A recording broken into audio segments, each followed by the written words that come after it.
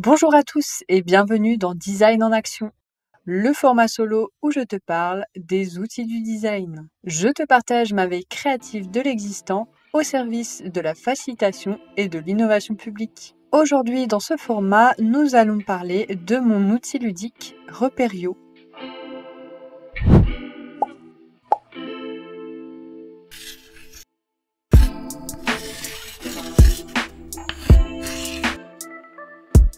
Aujourd'hui, je vais vous présenter mon outil ludique qui s'appelle Repério. Donc, c'est un jeu collaboratif et nous allons ensemble l'analyser dans le deuxième épisode dédié à ce jeu. Pour ça, nous allons utiliser le livre La boîte à outils de la gamification que j'ai dans les mains d'Alexandre Duhart et de Sébastien Brou. On parlera des 9 leviers d'engagement avec l'agence de gamification Feedback. Mais dans un premier temps, nous allons voir ensemble un peu qu'est-ce que c'est que Repério, comment l'utiliser et dans quel déroulé l'utiliser, dans quel cadre, pour ensuite voir un peu qu'est-ce que c'est que les 9 leviers d'engagement. Dans le deuxième épisode dédié à Repério, nous commencerons à analyser via ce concept qui a été développé par Feedback. Qu'est-ce que Repério ? C'est un jeu coopératif qui est conçu pour faire découvrir aux enfants la thématique des insectes. C'est un outil qu'on va utiliser dans le cadre d'un atelier ludique en s'appuyant sur des cartes illustrées et bien sûr des cartes écrites qui sont assez simples vu que c'est destiné aux CP-CE1, des enfants qui viennent à peine d'apprendre à lire ou qui sont en train d'apprendre à lire. Et dans ce jeu, les enfants sont justement invités à associer les bonnes cartes dans le principe d'un échange collectif. C'est un peu basé sur les règles du memory, sauf avec une version un peu plus collaborative pour qu'ils puissent échanger entre eux. C'est un atelier du coup qui a pour but pédagogique, donc l'apprentissage des insectes, et justement de leur permettre de mieux appréhender les différents insectes dans la nature, ou pas, parce que c'est vrai que même en ville on a des insectes, et tout simplement de peut-être mieux les identifier et savoir un peu des caractéristiques qu'ils ont. On retrouve bien entendu une carte image avec par exemple l'exemple de la coccinelle, avec une carte nom, donc là marqué coccinelle, une carte description avec une petite description de la coccinelle et j'ai rajouté une carte intelligence. Donc elle a été rajoutée exprès pour tester la fête de la science, vu que cette année c'est un peu la thématique. L'idée c'est vraiment que les enfants sont amenés à réfléchir entre eux pour associer une carte nom, une carte description et une carte intelligence à une carte image. Donc l'idée, c'est vraiment que ça renforce l'esprit d'équipe, que ça leur permette aussi de développer une écoute active, donc ils vont s'écouter entre eux et débattre de quelle carte va sur quel insecte. Et l'idée aussi, c'est surtout la sensibilisation par le biais du prisme ludique sur la thématique des insectes. Pour ce qui est du déroulé de l'atelier, donc dans un premier temps, on va toujours privilégier un peu un petit temps d'introduction avec une petite présentation, un petit échange sur la thématique des insectes. À cet effet, j'ai prévu quelques outils de médiation pour permettre justement de savoir, par exemple, une affiche sur qu'est-ce que les insectes et d'autres petits outils en cours de production. Ensuite, je pensais justement donc faire une explication des règles du jeu, qui sont assez simples parce que je le rappelle, c'est quand même des enfants de CP-CE1. Après, on aura un temps de jeu d'environ 45 minutes. Le tout premier test que j'ai fait, en fait, je l'ai fait avec des groupes de 5-6 élèves et c'était à l'école Tardy à Saint-Étienne. Avec le tout premier prototype plastifié et la version seulement avec les cartes images, cartes nom et cartes description. L'idée aussi, c'est vraiment de prendre un temps à la fin pour avoir un retour sur le jeu et pour échanger, pour voir concrètement est-ce qu'ils ont compris des choses, est-ce qu'ils ont retenu des choses et toujours par le biais d'outils de médiation et de mécanique ludique donc s'inspirer des mécaniques ludiques pour plus engager les enfants sur cette thématique-là. L'idée, ça va être par exemple de créer un sorte de tableau où ils peuvent donner leur avis en colonne gommette, ou alors, par exemple, un outil tout simplement, une checklist des insectes, où ils peuvent cocher avec leur Velleda, vu que ce sera une feuille plastifiée, l'insecte qu'ils ont trouvé ensemble.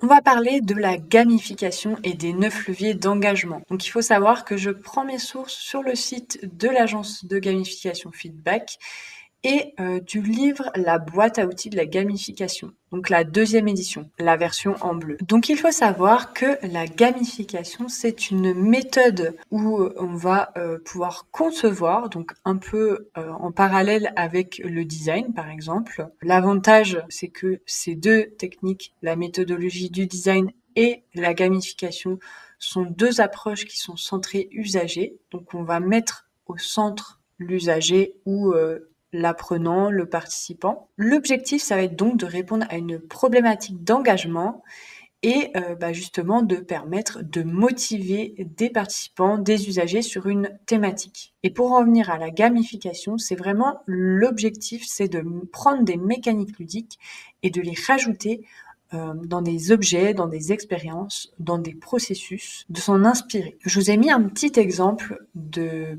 produit que j'ai déjà fait. Pour le mois de l'innovation publique, j'ai réalisé 4 puzzles. Et l'objectif ici, c'était d'aller donc dans l'événement de Dijon, du mois de l'innovation publique, c'était d'aller justement réaliser les différentes activités de l'événement. Pour ça, dès qu'on faisait une activité, on gagnait des graines et ces graines nous permettaient d'aller chercher, de récolter des pièces de puzzle. Il y avait donc 4 puzzles, un puzzle par équipe et là, c'était vraiment l'idée de représenter les valeurs du réseau des pionnières et pionniers de l'innovation publique. Donc il y avait une question aussi de sens, je vous en parlerai après, dans les 9 leviers d'engagement, mais il y avait vraiment l'idée aussi d'interconnaissance. Donc le fait que les personnes de l'événement qui ne se connaissent pas arrivent à collaborer ensemble pour produire quelque chose de collectif. Donc là, à l'occasion, un puzzle. Donc l'idée, c'était vraiment de co-créer un jeu faisant fleurir les graines de l'innovation avec la délégation à la modernisation de l'action publique. Pour en revenir à l'agence de gamification Feedback, donc avec Alexandre Duarte et Michael Bureau, que j'ai eu l'occasion d'interviewer dans le cadre de Créalange. Donc vous pourrez retrouver cet épisode sur les plateformes d'écoute. L'objectif, c'est vraiment de comprendre en fait ces 9 leviers d'engagement pour utiliser ces mécaniques ludiques pour engager les enfants et les motiver dans l'apprentissage de la thématique des insectes. Un premier levier d'engagement, ça va être l'influence sociale. Le fait d'avoir besoin d'échanger et d'interagir avec les autres. C'est aussi le fait qu'il y ait de la collaboration entre les participants, mais aussi de la compétition. Donc on retrouve ici la notion de communauté et le fait de partager ses connaissances, un peu l'objectif collectif. On retrouve ça dans les réseaux sociaux, c'est pour ça que vous êtes tout le temps sur les réseaux sociaux, à vouloir montrer qu'est-ce que vous faites et vous comparer aux autres aussi. Ensuite, on a l'aversion à la perte qui est un levier qui justement montre bien que quand on perd quelque chose, on comprend bien la valeur de ce qu'on a perdu. Donc c'est quand on perd quelque chose qu'on se rend compte de sa valeur. Et souvent, on a peur de louper des opportunités. C'est comme ça que jouent souvent les vendeurs avec les plateformes qui mettent sur leur site internet plus que 2 produits en stock. Et là, vous avez justement envie d'aller acheter parce que vous avez peur de ne pas pouvoir acheter votre produit préféré, votre maillot préféré, votre chaussure préférée ou je ne sais quoi d'autre. Mais ça s'applique à beaucoup d'autres choses. La compétence et la maîtrise. Donc là, ça va être le besoin de s'améliorer et de se dépasser, de se surpasser. Donc ici, l'objectif, ça va être vraiment de trouver des défis qui puissent challenger votre participant ou votre participante et de les faire justement progresser, monter en compétences. Alors, une petite anecdote. Pour mon entreprise, j'ai créé un petit bocal et donc qui se présente comme ça. Et dedans, je mets mes papiers qui représentent mes fiertés. Donc c'est souvent des petites fiertés. Célébrer les victoires, même les petites. Et l'idée, ça va être de relire ces victoires-là quand on se sent moins bien ou tout simplement quand on a envie. Et ça permet justement d'avoir un petit côté positif et de jouer sur notre cerveau pour nous dire, voilà, j'ai réussi telle ou telle chose. Donc j'en parlais tout à l'heure, le levier du sens. Pour moi, c'est quelque chose qui est ultra important. Donner du sens, être en phase avec nos valeurs. Donc ça va être justement quand vous trouvez du sens en quelque chose, eh bien vous êtes plus motivé. Par exemple, moi dans mon boulot, je suis passionnée par ce que je fais et c'est pour ça que je suis motivée. Vous êtes plus motivé à faire, par exemple, si vous adorez le dessin, eh bien, vous êtes plus motivé à dessiner qu'à faire votre comptabilité, par exemple. Et là, l'idée, ça va être justement de voir, en fait, de faire voir quel est l'impact, de partager quel est l'impact qu'auront cette action sur la thématique, par exemple. On peut prendre exemple avec Ma Petite Planète, qui est une application qui va permettre justement aux équipes, donc ça peut être utilisé en entreprise pour réaliser des défis. Donc défendre une cause dans le sens où ça va être défendre le réchauffement climatique avec des défis à faire en équipe sur un temps donné. Donc je vous conseille d'aller voir aussi un peu les applications comme ça. Il y en existe plein et vous pourrez de toute façon retrouver plein d'éléments sur le site de Feedback et des conférences aussi sur YouTube. J'en ai regardé beaucoup. Donc l'idée, voilà, ça va être de donner du sens à vos actions. La curiosité et l'imprévisibilité. Donc ça, c'est un levier qui est aussi ultra important, je trouve, dans le sens où on va avoir envie de découvrir des choses, de développer nos compétences et tout simplement le plaisir d'apprendre. Donc je vous ai mis un exemple, c'est attraper une peluche dans la machine à pince. Bah oui, imprévisibilité. Donc vous pourrez retrouver justement l'expérience scientifique avec la petite souris qui, quand elle appuyait sur un bouton, en fait, il y avait de la nourriture qui tombait ou pas.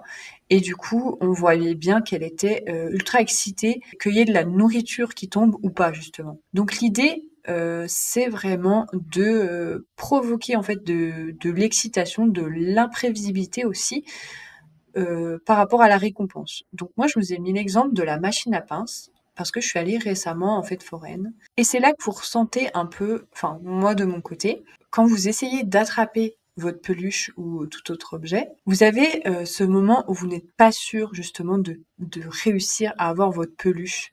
Et bien sûr, bon, la pince glisse, ça bien sûr, mais même si, en fait, même si je sais que c'est une arnaque, hein, clairement. Les pinces ne pincent pas assez, du coup ça glisse et c'est vraiment genre tu gagnes au moins une fois sur 20, je sais pas, j'exagère peut-être un peu, mais et donc c'est vraiment cette imprévisibilité de ne pas savoir en fait si on va l'avoir ou pas. Mais quand on l'a, on est plus content de l'avoir parce qu'on a vraiment, on a charbonné à avoir notre peluche. Bon, charbonné, je pense que le nombre de pièces qu'on met dedans, enfin vous comprenez ce que je veux dire. Ensuite, on a le levier de la possession. Donc là, c'est le fait de posséder, le besoin d'avoir des choses, d'acquérir quelque chose. On retrouve ici, par exemple, la notion de collection avec le fait d'accumuler des objets ou toute autre chose. Donc l'idée ici, quand on est sur un levier de possession qui est assez fort, ça va être d'impliquer les usagers ou les usagères dans la conception. Je vous ai mis un exemple, c'est les cartes illustrées en classe de primaire. Donc à l'époque, moi je m'en rappelle, j'étais peut-être en CP, CE1 par là. Et quand on avait une réponse juste, eh bien la maîtresse à l'époque, ou le maître, eh bien, nous donnait une carte illustrée. Bon, bien sûr, j'en ai pas eu beaucoup, mais en tout cas, ce que je voulais vous dire, c'est que voilà, on gagnait des petites images et on était content d'avoir nos images et on les collectionnait en même temps. Au plus on donnait de bonnes réponses, au plus on collectionnait de petites images. Et moi, j'avais trouvé ça plutôt sympathique de te retrouver avec une petite photo d'écureuil et de le mettre dans ta petite trousse et de repartir avec. Un autre levier, c'est l'immersion. Ici, ça va être le fait de créer une expérience immersive. Donc vous me direz, oui, aujourd'hui, il existe la réalité virtuelle. Alors oui, ça peut être ça, mais ça peut être aussi le fait de justement créer des histoires, raconter une histoire par la narration, par des processus narratifs, et le fait justement de s'éloigner de la réalité, de faire un pas de côté, que les participants en fait limite oublient leur quotidien pour s'immerger dans l'histoire que vous racontez dans votre atelier. Je vous ai mis un exemple sur le théâtre forum. Par exemple, j'ai réfléchi à un déroulé de théâtre forum sur l'agisme dans le cadre de l'association Novum Novem. Donc c'est vraiment l'idée d'avoir en fait comme un théâtre, sauf que là en fait les dialogues sont liés à une thématique. Donc ici c'était l'agisme.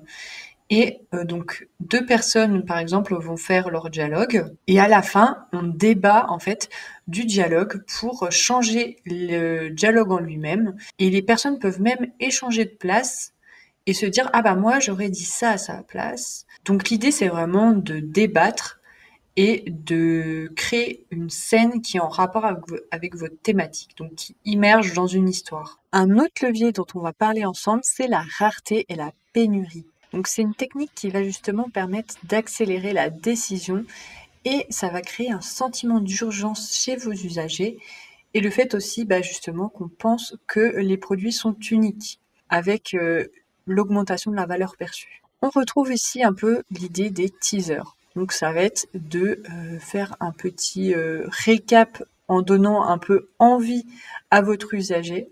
Par exemple dans le cadre du podcast où on met quelques vidéos qui se sont passées et qu'on va publier plus tard pour donner envie d'aller suivre et écouter le podcast. Ici, l'important, ça va être justement de faire attention à ce qui est de l'éthique. Donc, si on ment à ses clients, à ses usagers ou à ses acheteurs, il va forcément s'en rendre compte et ça va créer un peu, ok, ce n'est pas un objet rare, donc ce sera basé sur du mensonge et forcément, la personne derrière ne va pas forcément acheter quand on parle d'un produit, en tout cas. Ensuite, on a la créativité et l'autonomie. C'est un levier important quand on remarque que nos participantes et nos participants ont envie de créer, de faire leurs propres choix et d'être en autonomie. Donc ici, on va introduire des éléments qu'on utilise beaucoup dans le design. C'est des phases d'expérimentation, des phases de prototypage.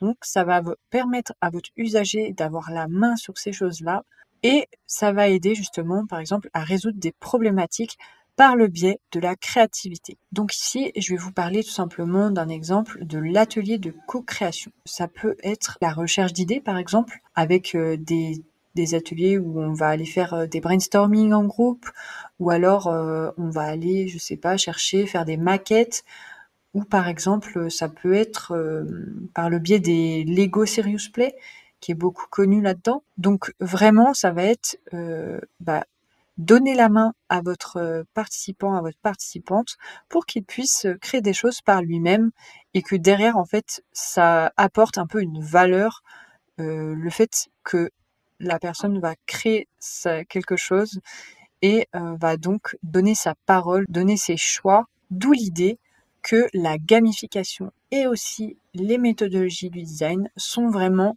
dans l'optique de mettre l'utilisateur au centre et de leur redonner un peu la parole. On va réaliser un petit jeu ensemble qui est le cherche et trouve de Repério que j'ai conçu donc plutôt pour les CP-CE1. L'objectif, ça va être de retrouver tous les insectes qu'il y a en bas. L'escargot, la coccinelle, le perce-oreille, le papillon, la guêpe, le ver de terre, la fourmi, le gendarme, le cousin, ainsi que la sauterelle. Donc, c'est 10 insectes que j'ai cachés dans cette affiche. Donc, je vous laisse tout simplement faire pause et les compter si ça vous intéresse, en tout cas, parce que c'est, je le répète, une affiche pour les enfants. Et n'oublie pas que nous allons, dans le prochain épisode sur Repério, analyser par le biais des 9 leviers d'engagement qui a été créé, je rappelle, par Feedback. Donc nous, on va s'inspirer du livre de la boîte à outils de la gamification pour en fait analyser mon outil ludique et pouvoir l'améliorer tout simplement, ou alors voir un peu à quels endroits ça marche, à quels endroits ça ne marche pas, pour par la suite pouvoir le tester dans le cadre de la fête de la science, ou même tout simplement si tu es une maîtresse ou un maître qui a envie de tester ce jeu avec tes CP-CE1, ou si tu as, je ne sais pas, des élèves de l'âge des CP-CE1 et que tu veux tester le jeu, l'atelier ludique, en tout cas n'hésite pas à m'envoyer un petit message ou tout simplement me suivre pour faire grandir le podcast. Je te donne rendez-vous le 11 et 12 octobre à la Fête de la Science au campus de la Boulois à Besançon pour tester mon jeu Repério. Merci de m'avoir écouté et si tu es intéressé pour tester Repério, n'hésite pas à me DM sur LinkedIn ou alors m'envoyer un petit mail. À bientôt!